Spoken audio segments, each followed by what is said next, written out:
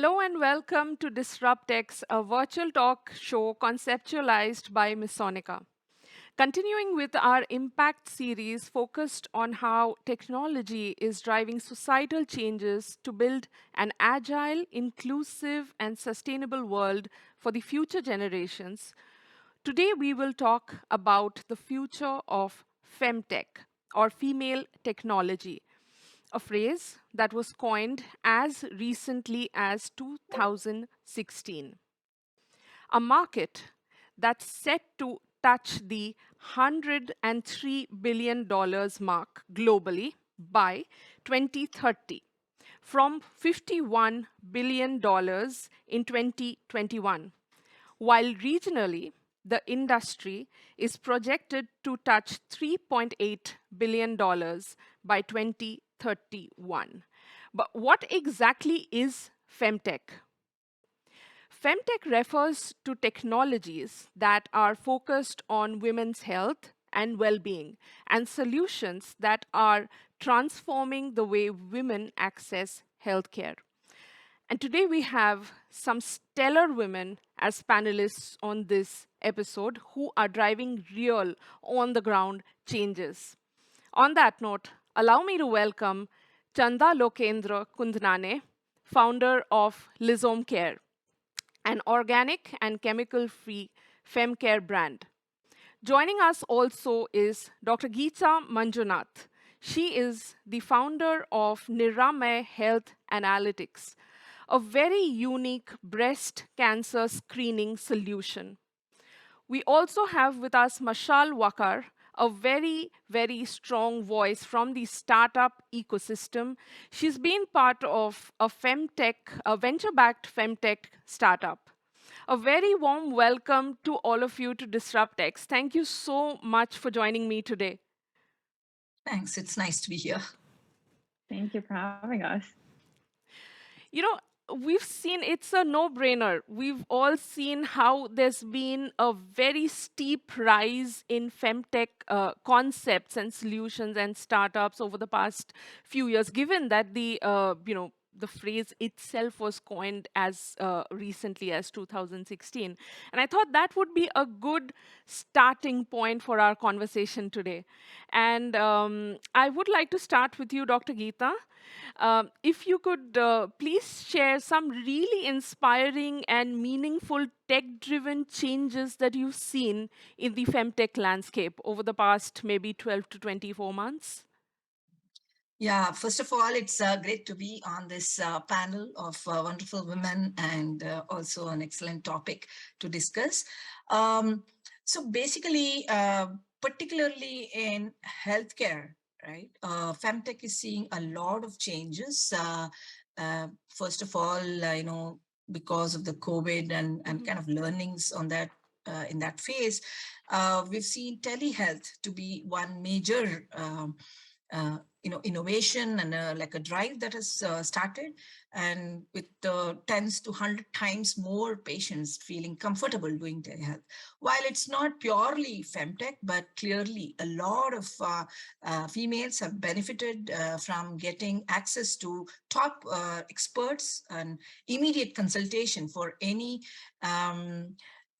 disease, be it a little bit where the person is shy to talk about it Yeah. as well. So any type of disease can be talked about. I think this is a global trend, particularly helping a lot of women. But focusing more on technology, which is particularly looking at female problems, I feel in cancer detection, there is a considerable development. Of course, we at Niramaya are working on breast cancer screening, and we have seen many other startups looking at breast cancer diagnosis. How do we ensure that new treatment can be brought about using technology as an enabler and so on. Also in cervical cancer, where it is very important to detect both of these, breast cancer and cervical cancer, which are the top two cancers in women health. Both of these, it's very important to detect early. And how can we actually detect early stage breast cancer and cervical cancer? So in this particular space, again, technology-enabled solutions, particularly using artificial intelligence and biotechnology-related enhancements and innovations have come in.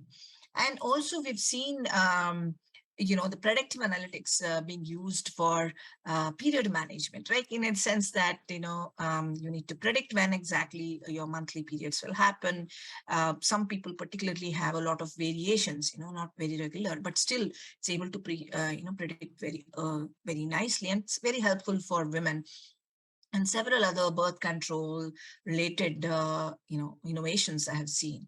So these are some of the top ones that come to my mind, but each one of them are so important to make the life of a female really more comfortable, I feel. Absolutely. And also, I would think drive larger societal changes because, as you said, predictive analytics in period care or in tracking menstrual cycles, it's so important because, it's empowering Yeah. for women, for young girls, because we've all had that one stray incident while at school, college, university. Would you like to touch upon a little bit on therm analytics that you are actually leveraging? Absolutely. It'll be a pleasure to talk about what we are doing at Niramai. So, particularly at Niramai, we've developed a new method of detecting breast cancer. So, if you look at breast cancer, it is the top killer of cancer in 159 countries. It is the second in the rest of the countries. It's really a big problem where 2.2 million women get affected with breast cancer every year, right? Out of them, 680,000 women die every year. It's a huge problem. Actually, the silver lining is breast cancer is one of the most curable of all the diseases. But still, we are losing so many women. And that's actually an opportunity for innovation and to save so many thousands of women every year. And that is what is the main problem we are trying to solve at Niramai. So we looked at what is the method available today, what is the standard. It was mammography, of course, it is the default standard, but it does have limitations. For example, it does not work on women under 45 years of age because they have what is called as dense breast, basically, more fibroglandular tissue in their breast. And also, dense breast is seen in almost half of the women above 45. And it's a huge segment where, more than 50% of all cancers happen. So how do we solve this, all breast cancer? So we said, okay, let's not use X-rays or density differences to find cancer. We use a new method where we just measure temperature variations on the chest using a thermal sensor. And we convert this temperature distribution that we measure from off-the-shelf thermal camera into a cancer report. So converting temperature distribution to cancer report is Thermalytics, which is our innovation made in India. And we've now got international acceptances from rest of the world as well, almost like Europe, US, and the rest of Asia, and so on. So here, the key thing is that we do not depend on the density differences. We just measure temperature. And so any small abnormality, we are able to detect using 4 lakh temperature per person. The AI works really well. It's been fine-tuned over the last 5 years. It's able to generate the report.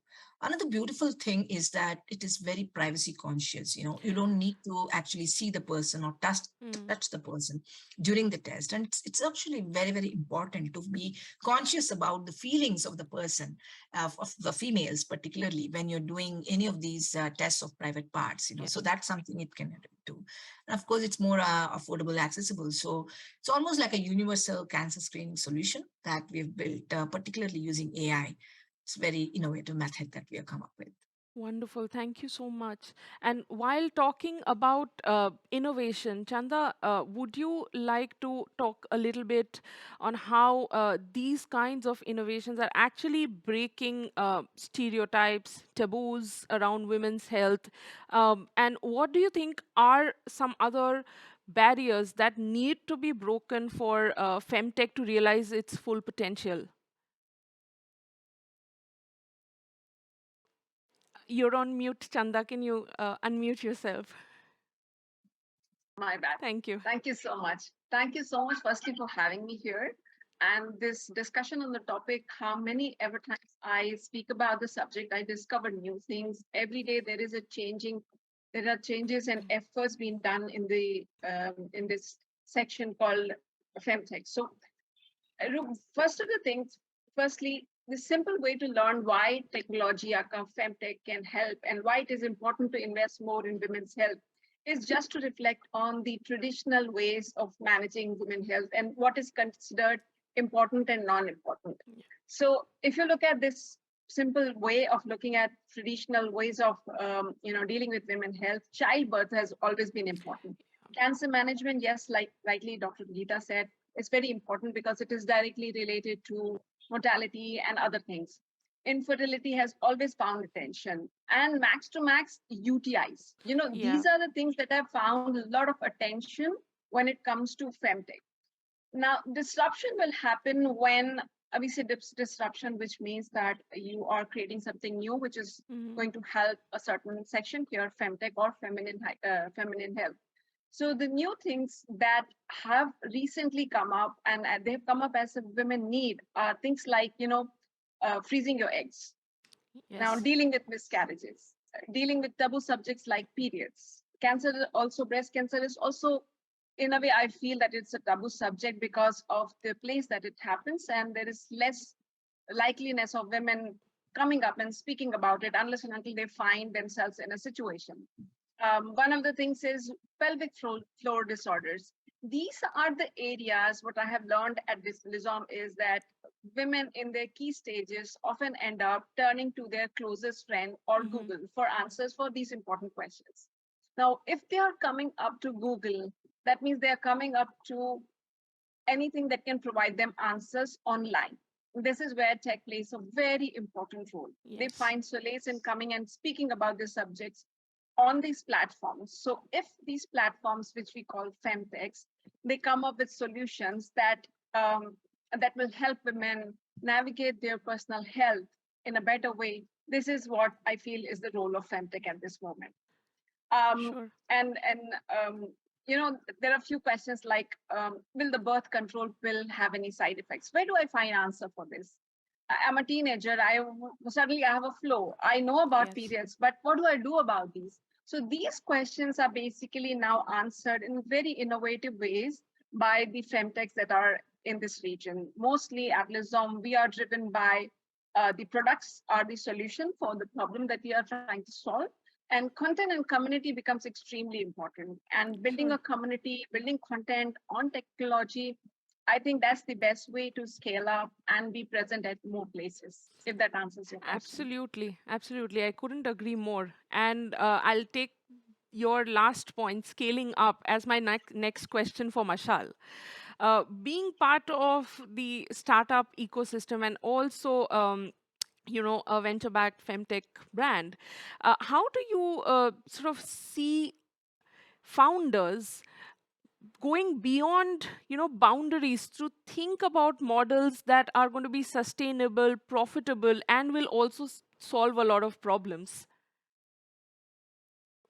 It's not so much about the models that work as much as it is about understanding the problem and figuring out Hmm. how to get to it, right? So, so I obviously I built a startup with a venture backed so that was a venture backed startup. But then the other thing that I also did was I was supporting a femtech startup in the US as well, and that was more focused on women's health and communities, and was essentially trying to be a Reddit for women's health. Hmm. Um, and and the interesting thing is, the one thing we found across the board, regardless of region, is that there is that lack of access to knowledge and understanding. And it starts very early on, and it continues even up until 40s, 50s, like whatever age segment we look at, women have a lack of access to information about their Yeah. health. And the sad thing is, if we had this access earlier on, we could actually avoid. There's so many correlations. When we were doing research, we found out that, for example, like women in the region who are so they have a 40% higher chances of heart related conditions if they have PCOS, right? And how PCOS is so prevalent, especially in this region. And so that was really alarming that such a, and we actually did this informal survey as well. Like, we'd actually just be in a room and ask how many of you have PCOS. And I remember at that time, almost every woman in the office that I was working at had it. And it was alarming that so many women around us have this condition, but it goes untreated or it's not taken as seriously, right? And then it's Yes. linked to so many more problems and issues in the future. And so I think the first part is normalizing, and exactly like what Chandna said and what Dr. Geeta said, right? Like there's so many conditions that are serious issues, but again, understanding where we start these conversations.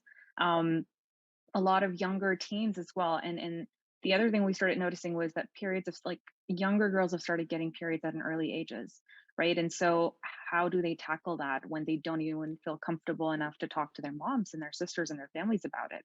They're more comfortable messaging TikTok accounts, Hmm. asking about what to do and how to use these products than they are asking the women and girls around them. Like that's how bad the issue is. And this isn't just on one part it's the information access, on the second part it's access to period products.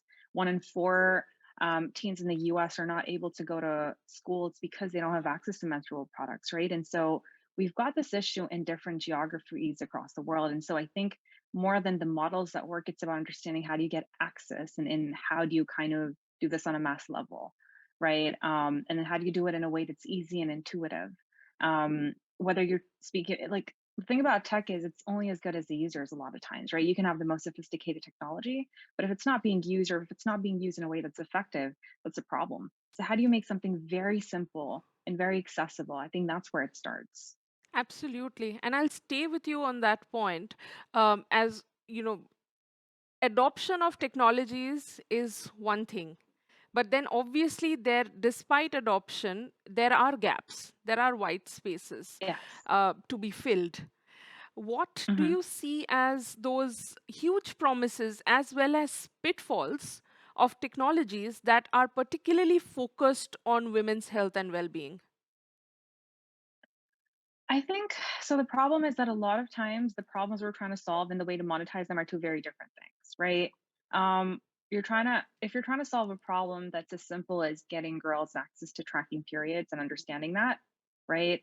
I think we're forgetting the Mm. purchasing power, and we're kind of confusing Yeah, different demographics. That's the one thing that I would notice, right? Like women who have started earning or are earning are going to be more comfortable spending on apps versus a younger demographic.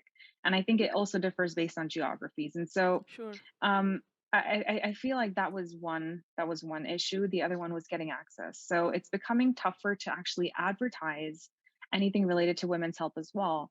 And the problem is with a lot of these algorithm changes that are happening, like acquisition of users is becoming tougher. And so a lot of Hmm. times, even if you don't have any sexual content in your ads, if it's related to women's health, for some reason it starts getting flagged. And so that Yes. was another issue that we would actually come across, is that we didn't have any sexual or inappropriate content. And talking about our health and just about honestly, like just fertility is not, it's not inappropriate, but for some reason, a lot of these platforms have started flagging these ads and certain words as that. And so that's been an issue as well. And I think that's one where I remember we had started posting a lot of content around period blood and what it means, and that Yeah. had started going viral on TikTok. But then our content started getting flagged as inappropriate, and that was so surprising because this was very, very crucial information, and it was very basic information. It's not like we were giving recommendations on what medicine or anything that wasn't really right, but at the same time it kept getting flagged, and it happened over and over, which meant that this was a repetitive pattern. And I've Yeah. heard other founders in the space go through the same issue. And so I think from like a platform perspective, like that's a big challenge. On the other hand, the challenge is also getting users to use the apps again. So if we're going to go through a phone route, right? Firstly, there's two issues. One is how do you make it simple enough that girls would want to use it again? And how do you also, I think the other part of it is there's a general mistrust if the audience is a Yes. little bit more Yeah. sophisticated. So recently there have been not breaches, but there are some apps that were downloaded and used by millions of women, and that data had been given to third parties, and that was from the startup side. And so that's led to a general mistrust, I Hmm. think. And this is obviously for certain geographies, not every geography, but there's that general mistrust that like whatever I'm being shown may not be as good for me. And I think that's really harmful in the longer term, because if we break that trust, it's harder for others who actually are doing the right thing in the right way to build it up again. Absolutely. And then it leads to that, lack of safe space where people can come, people can share, and then it kind of snowballs and builds a much bigger community. And staying Yeah. with the, sure, Mashal, go ahead. I was just going to say the other challenge has actually been on the investor side, and I'm sure Yes, we Chanda are going to can address definitely that. speak to that as well. Yes, in a few minutes, of course. Staying with the Middle East and North Africa region, Chanda, if you could tell us how prepared the region is for tech adoption in the female healthcare space, and what are the opportunities that startups can leverage, a combination of technology, innovation, and trust and human factor, everything taken together. How fertile ground is the MENA for femtech startups? I think the answer to this question is extremely direct. If you were asking me to compare it with MENA versus any other region, then it would be a little more complicated. But here, let's start from where does the femtech actually gets the interest of the audience. Right. Femtech is a technology-based thing, so that means obviously you should have some knowledge of how you use the technology, or you should have literacy for that. In this region, fortunately, especially in UAE region, if I would talk about, the literacy levels are pretty high. However, that is not the only thing that drives how femtechs or how you can take help from the femtech or how helpful a femtech can be for the society. There is less awareness about, I feel that very less awareness, adding up to what Mashal said, that the awareness and the information are key to this success of femtechs, but there is very less awareness about how to even use the femtech to your benefit. So simple thing like a period tracker. Most of the girls would go on, log in themselves, Mm-hmm. track the period. What does tracking period actually mean? Mm-hmm. What am I going to use from there? If it was only about how many days later my period is going to come, then that information is readily available to me because I have learned my period for last few years. Even a teenager could answer that question. But how to use that tracker to be able to understand your health in long run? Yeah. One of the things which I generally speak about is hormonal balance. Mm-hmm. Now, your period, how it works with you, gives a lot of information about what is your hormonal and gut health looking like. And all the trackers, they have information on how you can track your health, your weight, and other things. These are taken on the face value. Weight means that I should not look a certain way. Mm-hmm. Weight gain or weight loss doesn't mean only that much. So how do you use that information to your benefit? And that is something I feel not only in MENA region, that's the challenge of femtechs. And then when you are unable to convert that information and use of information into a commercial entity or commercialize it properly, that's where the investor or lack of investor trust also comes in. I was once asked in one, it wasn't an investor meeting, but it was a meeting where we were talking about investments. I was in a panel discussion, not me Mm-hmm. on the panel, but was on the other side, and just asked question to one of these, panelists that why is it that there is less interest among the femtechs? Why you guys are not interested in us? What can we do better? And his Mm-hmm. answer was very simple and very, very helpful at that moment of time. He said that when we talk about femtech, you need to understand that it should reflect what is the larger goal or objective that it is solving, how it is changing the society as a whole. If we say that it Sure. is going to change women health only, we also have to reflect on it. If women health is taken care of, how it is going to take care of the health of society in general. So that link, if we establish, the investors will also be able to see the benefit out of it. So I'll go back to my earlier point where I said that we should be able to use the information. So teaching women how to use femtech also is important. That's where the scalability, that's where investment, that's where growing in this in region or in any region, these all things can be answered. So you use the information and then you link it with how it is going to benefit the whole society and commercialize it. What is investor looking at? He just needs, obviously, more than the impact part of it. Of course, investor is there for investment. So what he's looking at is how do you actually make money for him out of it? Now, if we talk about femtech as a solution, there is 101% chance that that proposition will definitely earn money because we are talking about benefits. Every benefit can be changed or converted into a commercial or monetary benefit. This is where I feel that when we talk about what is the growth of femtech in this region, how much we see it will flourish. There is readiness, yes, of course. We have enough of literacies that we all can understand what is femtech and make use of femtechs. That is absolutely. Instead of being a fad, if it becomes our daily utility thing, daily use thing, then it will be fantastic. I would probably be very happy to speak about how Lizam faced different challenges, but this discussion or panel is not just about Lizam. It's about how we bring in women wellness. And is this region at this moment ready to take up that challenge? And are there enough of resources for femtech to grow in the region? My answer to all will be yes, yes, and yes. We all are ready for it.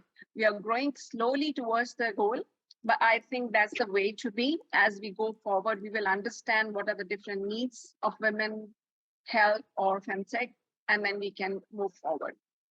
Absolutely. Such valid points there. Definitely, the region is prepared, but then, as you rightly mentioned, there's need for more education, perhaps, and somehow connect that broken link. Yes, of course. I would not say even there is a broken link, Rukata, because whenever I go into these, discussions and panels, I see that there is interest of women to be there. That means there is a link. We are interested. We are really interested in our wellness. We've seen through all the changes that have happened in the society for last few years. I'll give you one simple example. And this one I have recently started quoting up. You know that tissue paper is free in every single washroom. Yeah, Why is sanitary pad not free? absolutely. Leave alone free. Why is sanitary pad not available in Available. every single washroom? Is this less of a necessity? So once we start voicing up that these are our necessities and we understand the importance, I understand the importance of having a pad at a certain point of time so that I am not uncomfortable. I don't have to hunt for it. If I am aware of it, I speak about it, and then there are people who will develop solutions around it. So Surely. I look at it like as a base ground, very simple thing, but then this should be taken up. There are many countries now, they have started giving free sanitary pads or period care products in their washrooms. I'm saying if not free, at least make it available. Absolutely. Absolutely. Thank you for sharing this, thought-provoking example, I would say. And on that note, I'm going to move over to you, Dr. Geeta. Uh, Yeah. Using technology to personalize certain solutions for women, keeping in mind cultural sensitivities, and aligning that with medical practice based sort of elements, is that happening? Because that is something that will lead to sort of more outcomes for femtech based entities. Do you see that happening in India and beyond? Absolutely, absolutely. So actually, I want to combine the question you asked with the previous question about MENA region, right? Where a privacy sensitive or personalized, solution is available. For example, in MENA, right, MENA region particularly, we are available in UAE as well. We launched it last month, and the amount of tremendous interest we are seeing in this is mind-boggling, literally, like so many hospitals wanting to provide this. And then we actually, of course, did a market analysis and figured out that though in UAE, and of course, Chanda can validate, there is mammogram which is available free of cost to many people above 45 years of age. uh, the statistics shows that only 13.9% of women are actually adopting it, right? May not be just in Dubai, but if you consider UAE as a whole, right? So which means that almost 84% of women are not going for the test even when it is available to them, right? Free of cost. And of course, it's a very good established, well-established infrastructure, healthcare infrastructure. So it's kind of, I was there, I was taking COVID tests, and I was so pleasantly surprised to see so many COVID booths everywhere. You can just take the test anywhere, and every 15 days you have to take, you have that infrastructure in place, right? But because of the privacy concerns that most part of the country, right, we did see that mammography adoption is less. Whereas in a solution like what we have developed at Niramai, it's a completely no touch, no see solution. That is, the lady enters, she closes the door and removes her clothes like a changing room. Nobody is inside, nobody touches her, nobody sees her without clothes. And she sits there for 10 minutes and she comes out, her report will be ready. So this is a super private kind of experience, which we're getting a lot of traction from the community and women in even inside hospitals. So this is one aspect, right? Which not just in MENA, because you asked about MENA in previous question, but it's something that is making a whole lot of difference. And this is an innovation, right? Where you have a non-touch, non-radiation based experience. Similarly, in cervical cancer, I have seen so many innovations on self-sampling. That is, Mhm. you don't want somebody else to come and sort of touch again the private parts and pelvic region and so on. So you're given a small stick kind of thing, which is used by yourself, to do the self-sampling. And you're like, it's a very simple way, so that the technology ensures that the lady doesn't make much mistakes. And then there's a small something similar to the COVID test. You can do self COVID test similarly, and then you put it in. And this is an innovation, and there are several around these, coupled with the HPV testing backend and so on, and innovations on how do we control the operational Sure.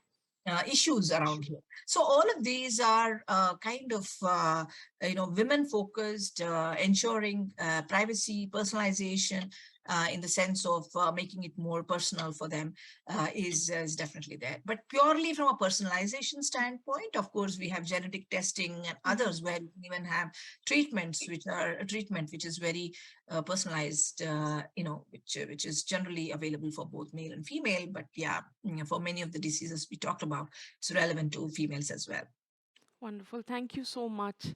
And Disruptor, we're at that stage where we're going to address the elephant in the room, funding or lack of it in the femtech space. But after a short break, don't go too far.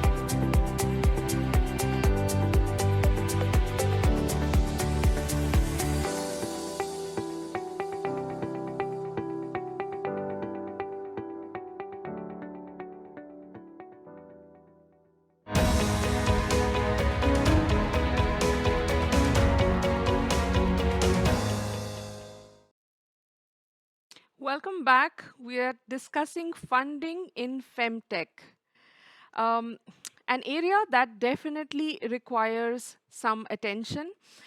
For example, femtech businesses in the MENA region accounted for only 5.8% or $1.7 billion of the $29 billion invested in digital health in 2021. And on that note, I'm going to start with you, Mashal, this time. Um, this space is sort of underserved.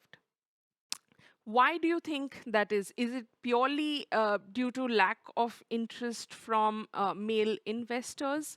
Or what are some other factors adding to the fact that there is lack of investment into femtech?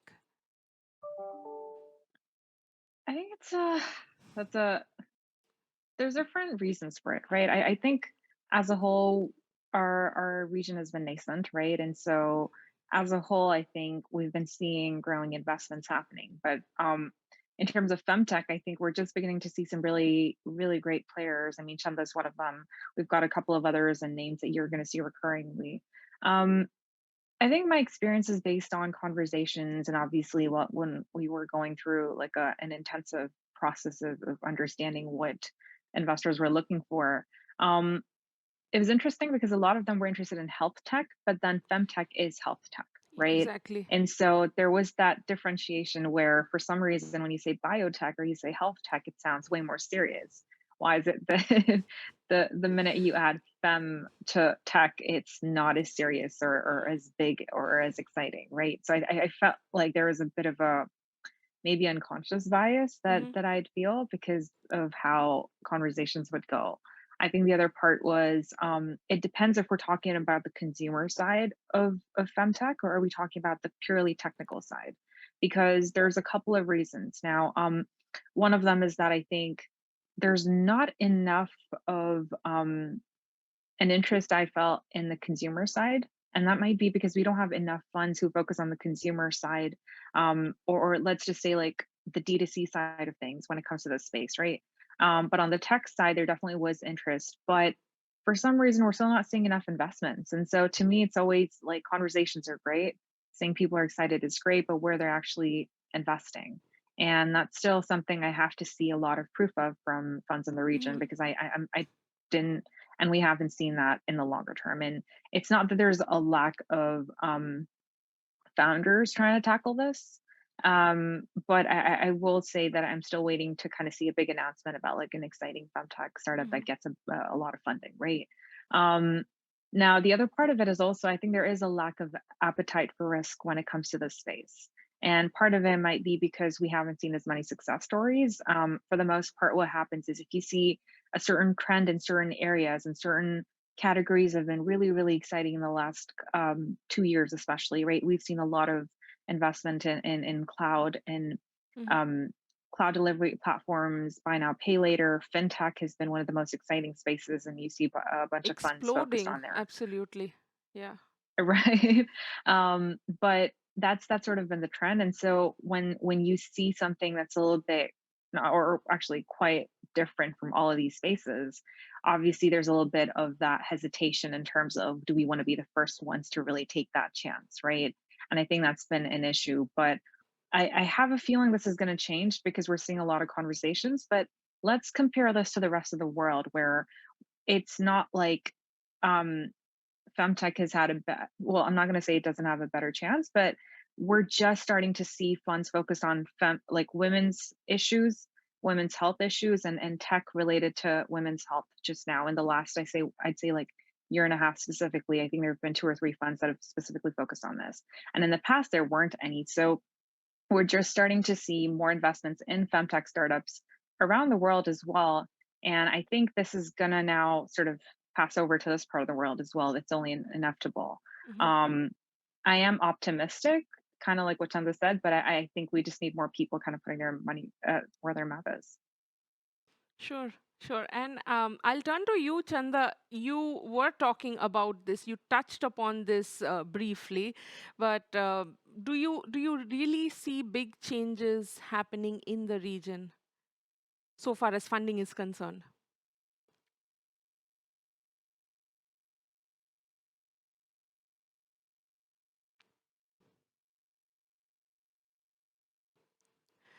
I'm going to come back to Chanda once we sort out her connection. Meanwhile, Dr. Geeta, can you give us some insights from the Indian femtech landscape? Do you see funding sort of hindering progress, funding hindering R&D progress particularly? Right. So I think it's a global phenomena that, uh, yeah, femtech requires more patience to get funding, more number of pitches, I guess. Not just in our case, but I've discussed with a couple of other breast cancer and Hmm. those kind of topics that when people are working on it. startups do take at least 200, 250 pitches, especially in a Series B. That's what and then I said, okay, fine. There are others who are also doing many more. Having said that, I think there, of course, I think like one of them mentioned before, I think, Marshall, that at the end of the day, right, we have to be very conscious. We, as in FEMTECH founders, have to be very conscious, that that we show the value to the investors, right? Show the True. value in terms of course, how the invested money would grow, and in multiple ways. One is, market sizing, showing the social relevance or social, actual benefit from a market standpoint, opportunity, and others, and also the plan to attack it, especially when you have female founders trying to, solve the female problems. It looks like, घर का बात है, मतलब just do it for yourself type. So really have to show that there is Mhm. there's definite value in terms of additional ROI and things like that come in. And also the plan for scale up, right? I think where Yeah. most of us actually tend to sort of ignore is that, yeah, why don't you believe? Because there is this other women aspect that come in terms of the confidence in projecting Right.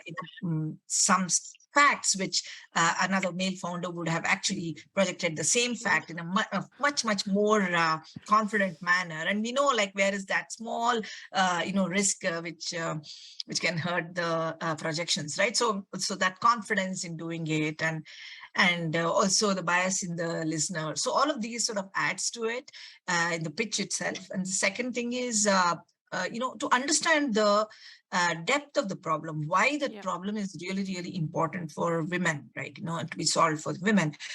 We require at least one female on the other side, sort Sure. of say yes. For breast cancer, it's slightly better. Some of the family members would have got affected by this, so they know how, they've seen it in close quarters. Hmm. But particularly when we talk about menstruation cycle and pregnancy care and all those things, there is this, you have to feel it to believe it, right? The impact of it. So that aspect can only be, I guess, satisfied if there is female on the other side in the investor panel, and that female has enough voice in the investment community or investment VC company or institution itself. So some of these things definitely play. Yes, we have so many people who say, like, this is such a breakthrough, this is useful to so many people, and so on and so forth. But yeah, um, they say, okay, I will co-lead. I'm looking for a lead investor, right? Who can actually put the, put their money on it. And once you get that, then I'll put my money as well. So this is what I've been particularly facing in the last few months, a couple of Hmm. months, when I've started pitching for the next round. Because here, yeah, it's all about ROI. Definitely, we are showing it. Nobody, you know, women form more than 50% of the population, right? And if Absolutely. it's solving a problem for them, yeah, it is big enough. Why do I have to show that it is also social concern? It is solving a problem for 50% of people on earth. Why not? Why is it not important enough? So that is where it comes. I guess we need to connect that up to who is the payer, and how is this problem connected to the payer, and how is it his impact to the payer. Yeah. So all of these questions we have to get, and get clarity and show the clarity to the Hmm. investors. Hmm. But you do see things changing, right? Right. In terms of people wanting to hear, yes. Yeah. But I think more can be done. Certainly. Certainly. And on that note, we're going to move over to our final segment of this episode. And obviously, we're going to look towards the future and what's going to drive the future of femtech. I'm going to start with you, Dr. Geeta. Sure. How do you see? There is this whole thing where Mashal pointed out, Chanda pointed out, so did you, that femtech as a market is still there are disparities across the globe. Not all parts of the world have same access to femtech solutions, femcare products, etc.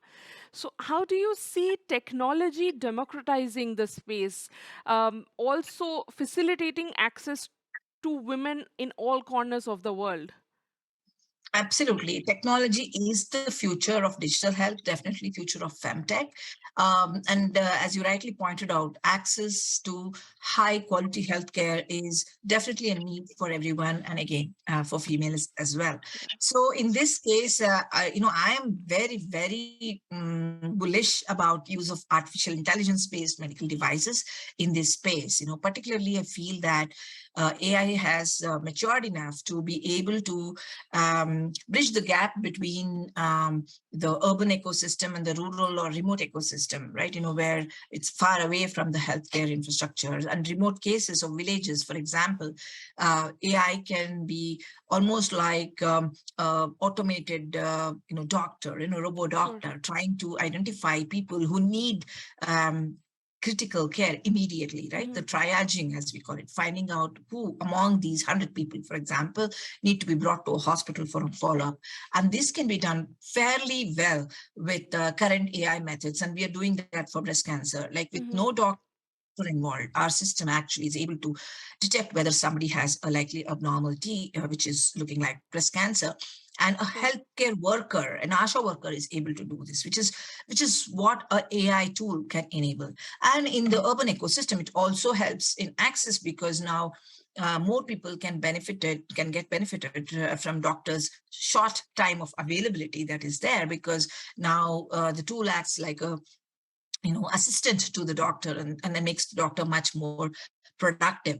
And also the telehealth case where the doctor is Yes. one side and the Mhm. lady is other. Imagine a teleconversation with your doctor where you say, okay, I'm having fever, that this, rather than saying, I have used my thermometer, this is the temperature, I have used my BP meter, this is my blood pressure, and this is my sugar level. And Right. then you have the conversation. It's a much more personalized conversation. Same way, you could have several of these point of care devices, may not be in the village, every house, but maybe in a primary healthcare center. So moving the primary initial care outside the hospital, closer to home, and making it more accessible is definitely the future trend. And there AI plays a huge, huge role, right? And so I think that's what I see as future, and that's where at least Niramai has shown that it is possible to make an affordable and accessible cancer screening device. And it also making it more accessible also makes female health tech or any of these devices more friendly to the user, not Yes. scared of taking a breast cancer test because it's just in my neighborhood. If you have to travel 30 kilometers to take a test, you're always tense. Oh, what will happen along the way and Yeah. coming back? So the closer home is also less scary. So I think it improves the adherence to these, some of these preventive care devices that we need for female. Certainly, it's so important to not feel overwhelmed so as to take that first step to, actually getting yourself screened, actually going and getting that test done. Some of us, Yeah, the absolutely. whole Yeah, process seems like so overwhelming, scary that, you kind of step back. Such a absolutely. wonderful thing. Mashal, I'll move over to you. What do you see as those trends reshaping the future of femtech in the next, say, 2 to 3 years, 3 to 5 years? I think integrated health is going to be a big one. And what I mean by that is being able to understand and just have better access to understanding your own body, what you need, and Sure. the lifestyle and choices you need to make, and the implications of those, especially when they're correlated to hormones, when they're correlated to your health, fertility, and all these other areas of our lives, right? So I think Sure. just sort of like how we use Apple Watch for fitness, I think taking it a step further is what we're going to see is better options where we can use this information in a way that's more actionable, right? And that kind of helps us understand what we're going through as a whole. I think that's definitely one. There's a lot of work that's been done in the fertility and egg freezing and Hmm. that side of things, but I Hmm. think we're going to start seeing a lot of these a lot of development in this area even on an early stage, right? And so I think that's definitely going to continue as well. The third would be research, to be honest, Hmm. because I think in this region, a lot of the research that's been done is not with data sets that are done by, with women from the region in mind. And so that's another one that I think we're going to see more of, is more research and data sets, and just way more nuanced, I think, results as well. And I think that's going to change what a lot of the end results are as well. So I think that's going to be another one. And then finally, I just think as a whole, like, just basic access to community development that's mixed with health and Sure. femtech, I think is going to be another one, because what we're seeing right now, and what everyone is focusing on at the moment, is there's a lot of talk around communities and community development.